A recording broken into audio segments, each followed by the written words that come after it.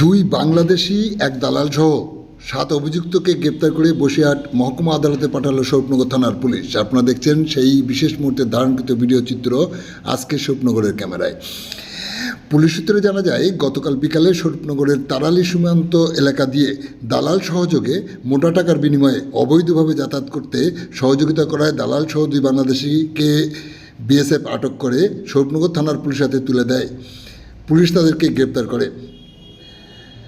অভিযুক্তরা হলেন বিজলি মিস্ত্রি, বাড়ি খুলনা জেলায়; অন্যজন রফিকুল ইসলাম ফকির, যার বাড়ি মোড়লগঞ্জ এলাকায়; সাথে থাকা দালালের নাম সঞ্জীব অধিকারী, বাড়ি হরিশপুর খালধার এলাকায়।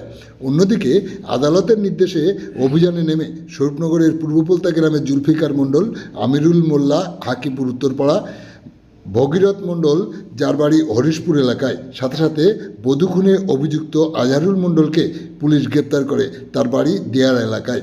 স্বরূপনগর থানার পুলিশ একই সাথে 7 অভিযুক্তকে বসিরহাট মহকুমা আদালতে পাঠায়।